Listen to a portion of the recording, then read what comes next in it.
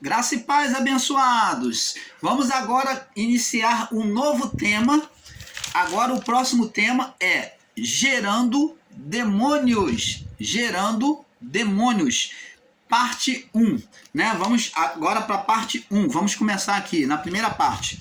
Abençoados, nós, o canal Luzes da Graça, viemos aqui explicar sobre um assunto bem polêmico, onde tem gerado várias linhas de entendimento. Nós, o canal Luzes da Graça, viemos aqui trazer a vocês, de forma bem clara, o entendimento da palavra, sem achismo, mas mais pautado sobre a palavra. Para falarmos sobre estes demônios, temos que entender como surgiu esses demônios. Pois há quem diga e ensine que demônios não existam. Há quem diga e ensine que demônios não existam. Que são apenas perturbação mental. Existem pessoas que dizem que demônio não existe e que são apenas perturbação mental no homem. Pois não creem em atuações espirituais. Essas pessoas não creem em atuações espirituais. Outros ensinam e confessam que a demonização foi trazida pelo catolicismo. E sabemos que isto não é verdade. Afinal, quando surgiram os demônios? Diferente daquilo que ensinam por aí, em graça, os demônios não vieram com os ensinos católicos. Mas já a partir do pecado humano de Adão, eles começaram a serem gerados. Gênesis 2,17. Vamos começar lá em Gênesis 2,17. Vamos pautar passo a passo para termos entendimento. Olha o que Deus já havia sentenciado, uma sentença espiritual. Deus disse: mas da árvore do conhecimento, que é a árvore da consciência, do bem e do mal, dela não comerás, porque no dia que dela comerdes, certamente morrerás. Ao ouvirmos isto, o que se dá a entender é que essa árvore, esta árvore, ela é perniciosa para o homem. O que dá a entender de primeira instância, ora, Deus fala, de toda árvore você pode comer, mas da que está no meio do jardim do conhecimento, você não come não, porque no dia que você comer, vocês vão morrer. Ora, a primeira impressão, se olharmos de forma literal, e entendermos de forma radical e literal, vamos estar condenando a árvore. E se nós formos condenar a árvore, como já falamos no vídeo aqui abaixo, sobre a serpente, a literalização da palavra, então vamos estar, se formos pegar no sentido literal, radical, então vamos estar atribuindo este mal a Deus. Porque Deus é que colocou aquela árvore ali, e Deus confessa lá no capítulo 3, no verso 21, no 22, no capítulo 3, no verso 22, que vejo que o homem é como um de nós, conhecedor do bem e do mal. Ora, o bem e o mal, então, estava com Deus. É verdade ou não é? Então, o literalismo de palavra é uma serpente, realmente, como falamos no vídeo abaixo. Ele é danoso à mente do homem, ao entendimento do homem acerca de Deus. E não podemos entender assim, afirmar que foi o fruto da árvore que trouxe esse entendimento. Mas o que se dá a entender, se pegarmos no sentido literal, não observarmos, vamos afirmar realmente que havia algum mal naquele fruto, mas não havia. Mas do conhecimento do bem e do mal, do fruto da árvore do conhecimento do bem e do mal, dela não comerás, porque no dia que dela comer, certamente morrerás. Opa! Então esta árvore era um perigo para o homem? Não. O ato de tomar e comer é que foi pernicioso, é que gerou o mal na criação, no homem e na criação. Porque o homem era a expressão do Criador. Ele era a luz na criação. Você está entendendo, amado? O homem era a luz da criação. Por isso que lá no livro de Isaías 14, ele diz que ele era o quê?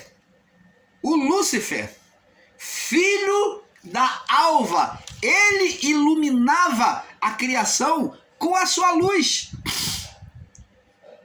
Ele iluminava a criação com a sua luz. E digo mais a vocês, mas eu vou deixar para dizer mais depois.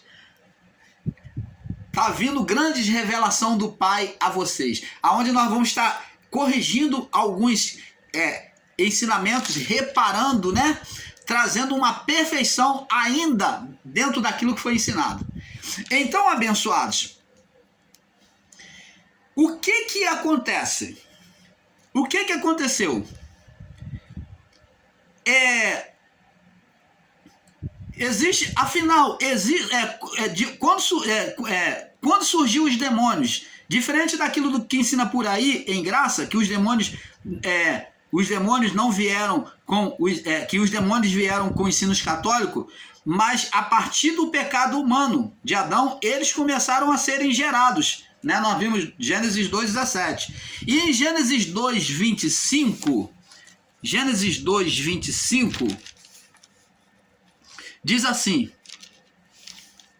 Gênesis 2:25 diz assim, olha só, que antes de comer do fruto da árvore do conhecimento do bem e do mal, eles tinham inocência. Vê aqui, Gênesis 2:25. E ambos estavam nus, homem e a sua mulher, e não se envergonhavam. Eles não se envergonhavam por quê? Porque a árvore só tirou o quê? A inocência. Só tirou o quê? A inocência. Eles passaram agora a ter uma consciência. Por isso que é árvore da consciência. Conhecimento do bem e do mal, resumindo, é consciência de bem e mal, certo ou errado. Você está entendendo, amado? Então agora a árvore, o fruto só tirou o quê? Só trouxe o quê? Consciência. Foi a única coisa que o fruto trouxe para eles e não era danoso. Conhecer o bem e o mal não é a mesma coisa. Esse mal aí que estão se ensinando por aí não é o mesmo mal criado, gerado pelo homem. Não confunda uma coisa com outra coisa. Nós vamos explicar no próximo vídeo, tá bom? Após terminar essa série, eu creio que essa série vai ser um pouco longa, mas após terminar, você vai ter muito mais revelação, não só nessa série, mas muito mais. Agora, perdeu a inocência. Em Gênesis 3, no 3:7, no Gênesis 3:7, do 7 ao 10, Gênesis 3, do 7 ao 10, nós vemos que diz assim, ó, então foram abertos os olhos de ambos. Por quê? Por causa do fruto da árvore. Os olhos abertos, a consciência foi aberto, ativou a consciência do homem para aquilo que era mal, para conhecer o que era mal. O homem teve uma consciência ativada. Foi ativada por quê? Por causa do fruto. Aí sim, foi ativada a consciência. O homem perdeu a inocência. Foram abertos os olhos de ambos e conheceram que estava nus, e cozeram folhas de figueira e fizeram para si aventais. Então esse foi o efeito do fruto, trazer a consciência. Temos que saber separar, né, uma coisa de outra coisa. Então o medo e a vergonha e o olhar errado de Deus foi trazido não pelo fruto. O medo, a vergonha, eles veem que eles se cobrem, se vê nu. Então, eles se cobrem. E agora, o medo, a vergonha e o olhar errado de Deus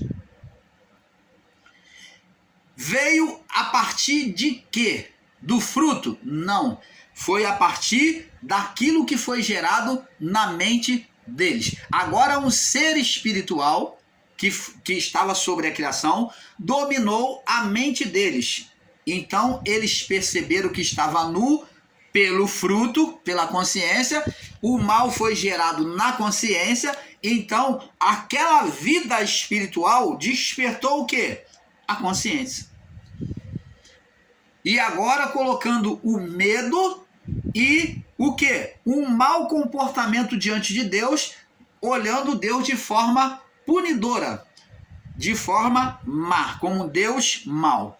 Então, esse olhar de um Deus mau, como Jó olhou, Deus me deu, Deus tomou, Deus me deu, Deus tomou, bendito seja o nome do Senhor. Por quê? Esse olhar vem do olhar a partir do pecado, da natureza humana. E até hoje, muitos olham Deus como um Deus de dupla face, como um Deus bom e o Deus mau. E isto não existe. Deus não tem dupla face. Ele não tem dupla personalidade. Se ensinarmos um Deus de dupla personalidade, estamos ensinando um Deus bipolar, um Deus retardado, um Deus que muda no seu comportamento. E isso não é verdade. É atribuir pecado a Deus. É o mesmo que você atribuir pecado a Deus. Foi o que os amigos de Jó disse que ele estava fazendo no sofrimento dele. Ele estava buscando, Jó estava se lamentando, e os amigos dele dizem que ele estava atribuindo pecado a Deus. Olha o que Tiago diz para combater este ensino de um Deus bipolar, de um Deus com dupla personalidade, um Deus que ora é bom e ora é mal. Esse ensinamento, ele é um ensinamento pautado em cima do ateísmo. O ateísmo é que sustenta esse ensinamento de um Deus com dupla personalidade. Não negamos que Deus, ele é um Deus de dualidade, com dois corpos. Ele tem um corpo, ele tem um corpo espiritual e ele é espírito. Mas um Deus com dupla personalidade, né? Vamos até retirar que se você ensina, se você coloca, enxerga Deus como um Deus de dualidade, é a mesma coisa que você está dizendo e ensinando que Deus, ele tem dupla personalidade, que ora é bom e ora é mal. E Tiago sendo bispo da igreja da época, ele sendo um bispo, olha a posição eclesiástica de Tiago. Ele tinha todo o conhecimento da palavra. Não estamos falando de uma pessoa leiga aqui. Ele falou aqui no capítulo 1, no verso 17, você pode encontrar isso. Toda boa dádiva, ele diz assim, vamos ler o 16, diz assim, ó. Vamos ler do capítulo 12, para ficar bem fixado. Vamos ler do capítulo 12, diz assim, ó. Ninguém sendo tentado, diga, é Deus que está me fazendo mal, é Deus que está me levando a pecar, Deus quer, ou Deus está me tentando para me provar, Deus está me provando, Deus está trazendo esse mal contra mim. Ninguém ao ser tentado, diga, de Deus sou tentado, está vindo de Deus, porque Deus, ó, Tiago falou, não pode ser tentado pelo mal. Esse mal é qual? O espírito do mal da região celestial. Ele não pode ser tentado pelo mal. Deus pode ser tentado pelo mal? Ah, segura aí, Tiago. Vamos voltar, vamos dar um passeio lá em Jó. Vamos confirmar palavra com palavra. Vamos ver aqui. Vamos ver aqui. Jó capítulo 1. No verso 8.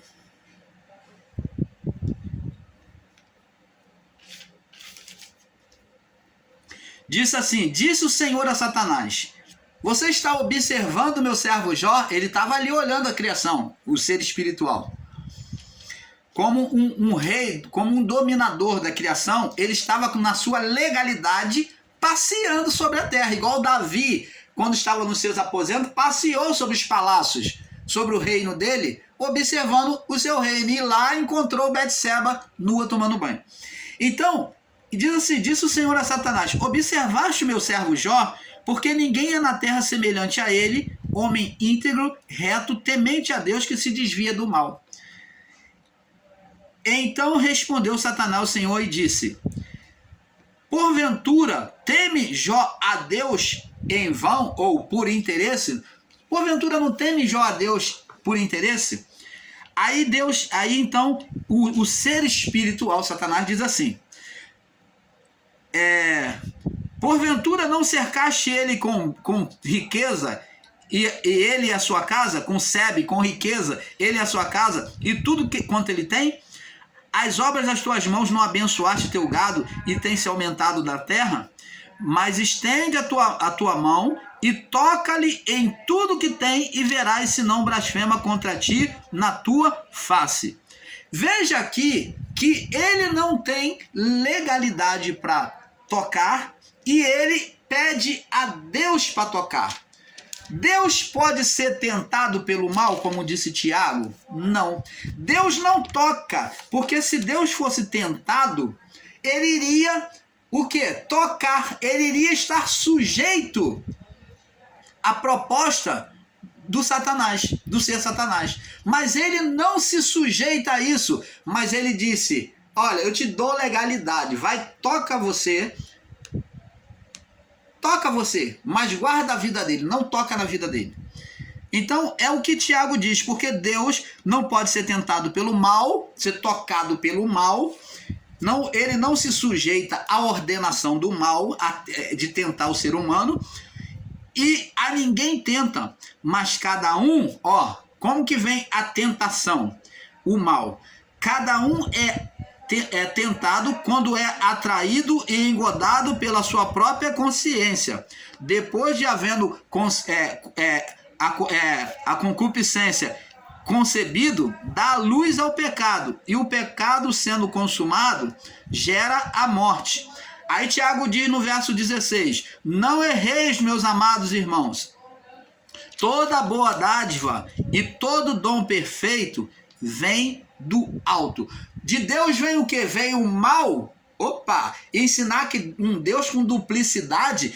Tiago está dizendo aqui que toda boa dádiva, todo o dom perfeito, toda a bondade que o ser humano possa manifestar sobre a criação, toda bondade manifesta na criação pelo homem ou na criação, vem de Deus. Então, Tiago está sendo bem claro em dizer que de Deus vem a bondade. E ensinar um Deus que traz maldade é ir contra a palavra.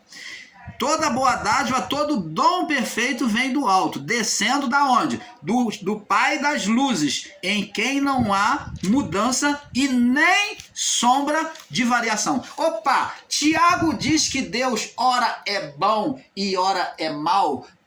Não. Ele diz que em Deus não há variação. E Deus é um Deus perfeito, em quem não há mudança nem sombra de variação. Não há mudança e nem sombra, nem sequer a sombra de um mau comportamento. De um mau comportamento contra os seus filhos. Ora, abençoados. Aí pegam lá a passagem que mostra que Deus mandou matar, que Deus matou por meio do anjo um milhão de pessoas. Mas você tem que compreender que Deus ali está fazendo a preservação da sua propriedade, do seu povo, que era propriedade particular de Deus. Deus estava fazendo ali uma preservação. E Deus, quando manda matar os idólatras. Você não lê o contexto da palavra, você não lê o contexto, não pega o contexto da história, do texto, e fica falando abobrinha, ensinando um Deus mau. aí você vai entender um Deus mau, porque você lê a letra, você lê e entende de forma radical, mas não vê que aquele povo, os amalequitas e os medianitas, eram os povos maiores, numerosos, e os mais terríveis, os mais maldosos e covardes, e que odiavam o povo de Israel, por causa do testemunho que eles carregavam das vitórias, das batalhas, dos livramentos que Deus deu. Então, para eles era um desafio vencer aquele povo que nenhum dos povos conseguiu vencer. Quando eles souberam que eles venceram o povo egípcio, o povo de Faraó, que era um povo poderoso, isso daí foi uma ameaça para os amalequitas e os medianitas. Então se tornaram povos odiosos, eles queriam experimentar a todo tempo para ver esse Deus, confrontar com esse Deus, porque era um Deus só e eles tinham vários deuses, e era inconcebível ao entendimento deles um Deus vencer milhares de deuses. Ora, abençoados, é este o entendimento. Por isso que eles agiam com covardia. Eles viam quando o povo de Israel passava pelo vale, na travessia de um lado para o outro na sua caminhada, eles vinham pegar os que estavam para trás, que eram os mais velhos, os mais idosos, as mulheres grávidas, os mais lentos, as crianças. Eles pegavam esses daí de surpresa, eles pegavam os que estavam lá atrás e matavam e tomavam como escravo e maltratavam as suas mulheres. Eles eram terríveis, por isso que Deus falou para Saul matar Amaleque, o rei dos amalequitas, matar todo mundo, todos os amalequitas, e matar tudo, destruir. Não traz nada de lá de Amaleque, mata, destrói tudo. Porque Deus passou a ter um grande ódio contra aquele povo por causa da maldade daquele povo, um povo muito maldoso, um povo covarde, que agia na covardia, pegava aonde existia fraqueza. Então, agora Deus fala para Saul matar, e Saul desobedece. Então, quando Saul desobedece a Deus, ele se torna inimigo de Deus. Ele se torna amigo do opositor. Ele faz oposição a Deus. Aí se entende por que o Espírito de Deus sai de Saul, porque ele se reveste e se sujeita à voz do opositor. O ser Satanás fala: não, poupa a vida de Agag, leva lá o rei dos amalequitas, Agag, e apresenta lá para mostrar que ele está sob seu domínio, que você é poderoso. Mostra lá para aquele povo, faz ele, o Agag, bota ele escravo lá, humilha ele. E Saul está crente que está abafando, pega Agag e leva vivo para apresentar lá o povo, para ganhar louvores, para ganhar glória. Ele está crente que está agradando a Deus. E leva mais, olha, ele pega dos despojos, da riqueza, do ouro, do tesouro, e até ídolos de ouro vai no meio. Pega ainda os escravos e leva. Olha só a desobediência. Saul fazendo uma oposição à voz de Deus. E contra aquele inimigo, Saul sabia que os amalequitas eram inimigo terrível de Israel. Então, se ele não ia matar, então ele não ia para a guerra, não ia contra. Mas ele desobedeceu literalmente a voz de Deus. Por isso que Saul, o Espírito de Deus se retirou de Saul. Saul se tornou opositor. Por isso que veio, diz a palavra que veio, que o Espírito de Deus saiu de Saul, e o espírito maligno da parte de Deus, não que Deus tenha colocado, da parte de Deus, porque Saul desprezou a Deus e ora ele estava o quê? Sobre o governo de Satanás. Agora, no reino dele, para reinar, não estava sobre ele mais Deus, mas Satanás. Por isso que Saul foi cada vez mais entrando em estado de perturbação. Então, abençoados, agora, a partir do pecado, o medo, né, o medo, a vergonha e o olhar errado em relação ao Criador vem agora ser manifesto, porque o mal entrou, dominou, as trevas dominou o homem, Adão. Abençoado, se os demônios foi invenção do catolicismo romano, por que Jesus sustentou esta prática e não reprovou? Essa é a pergunta que nós fazemos. Existem aqueles... está filosofando, né? Filosofando, ensinando a palavra aí, na graça, e diz, para mim é filosofias, vã filosofia. Além de ser filosofia, filosofia vã. Diz que o exorcismo, que é a expulsão de demônios, foi inventado pelo catolicismo. Então, por que Jesus sustentou e não reprovou esse ensino? Ele veio sustentar. Essa é a pergunta que nós fazemos a vocês, Nicodemos da graça. Diz aqui, vemos atuação e manifestação de demônios, do demônio, no próprio pecado de Adão, em Gênesis 3, 17 ao 19. Nós já vemos a atuação e a manifestação de demônios. Vamos lá, Gênesis 3, do 7 ao 9. Vamos pegar toda a parte para poder ter entendimento. Gênesis 3, do 7 ao 9. Diz aqui. Gênesis 3, do 17 ao 19. Vamos ver aqui, ó. Diz aqui, ó. E Adão disse, consequência do pecado. Deus disse a Adão, a sentença, o que iria acontecer? Deus não trouxe maldição. A maldição já estava, porque já as trevas já tinham chegado ao homem. O homem concedeu o poder às trevas. E Deus então disse para Adão, portanto deste ouvido à voz da tua mulher. Você não deu ouvido à minha voz, você deu ouvido à voz da tua mulher.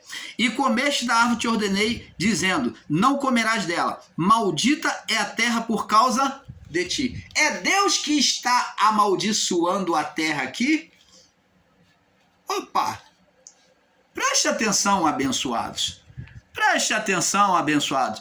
É Deus que está abençoando, Deus está anunciando uma maldição sobre a terra? É isso? Não.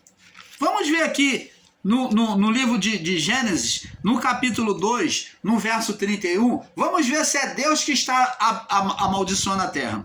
E diz aqui, e viu Deus que tudo que tinha feito era muito bom, e foi tarde de manhã e o sexto dia. Ora, se Deus abençoou, como que agora ele vem amaldiçoar? Se ele viu que era bom, então Deus então errou. Deus então foi imperfeito. Deus então não calculou os prejuízos.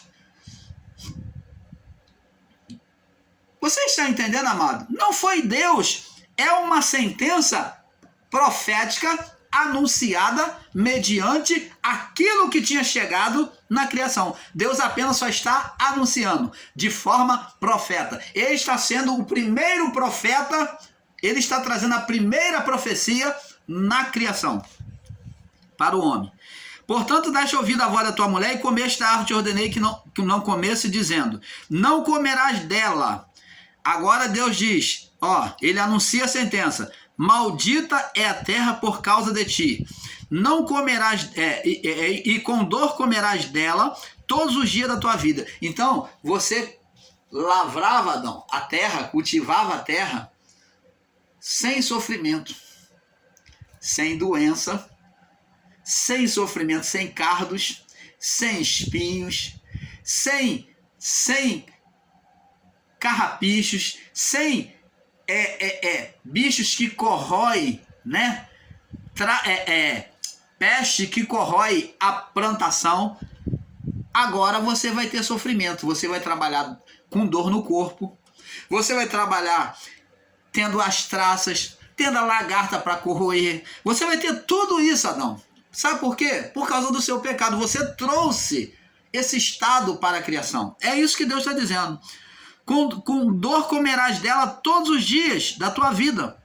Olha, era só o homem cuidar da terra, preparar a terra, e Deus fazia frutificar. Não tinha largata, não tinha nada. Nascia. Era só o homem plantar, preparar lá, jogar semente, plantar, e já nascia. Não precisava nada de botar veneno na plantação para matar peste, para matar. Nada disso, percevejo, traça, lagarta, nada disso. Nada disso. Por quê? Isso veio com o pecado, a partir do pecado. Agora, quero deixar bem claro aqui que para aqueles que pensam que o homem veio para ficar no Éden só de perna para cima, isso não procede de Deus, não. Nós vamos trazer um vídeo aqui e vamos mostrar para Deus, vamos mostrar para vocês que Deus colocou o homem para trabalhar. O trabalho sempre foi uma manifestação da natureza divina. Ele é a expressão da natureza divina. Jesus até disse, meu pai trabalha todos os dias, trabalha até agora, todos os dias. E como é que eu não vou trabalhar? E os discípulos querendo descansar, ele falou, não vou descansar, porque meu pai trabalha todo o tempo. E como é que eu vou descansar? Você está vendo? Então, na criação, demonstra Deus trabalhando todo o tempo. E o que chama descanso, diz que Deus descansou, não é descanso, mas contemplação. Contemplação, não que Deus estivesse cansado, mas é o momento que Deus contempla. Ele passa os seus olhos e vê para ver se estava perfeito. E a criação foi criada com erro? Deus criou lá um mal na criação? Não. Quem trouxe o mal, a existência do mal, foi o homem. Deus não trouxe o mal consigo na criação e botou lá, não, aqui eu coloquei o bem e eu coloquei o mal. Se o homem não obedecer, não, nada disso. Isso é um ensino errôneo, tá? Puramente errôneo. E verso 18, espinhos e cardos também te produzirá e comerás erva do campo. Agora também com a sentença, do suor do teu rosto, agora ó, do suor do teu rosto, você vai ter que trabalhar muito, vai ter que suar. E o homem não suava, porque ele só semeava, daqui a pouco frutificava. Do suor do teu rosto comerás o teu pão, até que tornes a terra. Tornar a terra é morrer, porque dela foste tomado, e porquanto és pó, e em pó te tornarás. Você vai morrer, você veio da terra e você vai voltar para ela.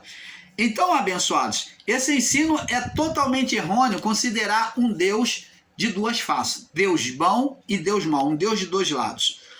Agora,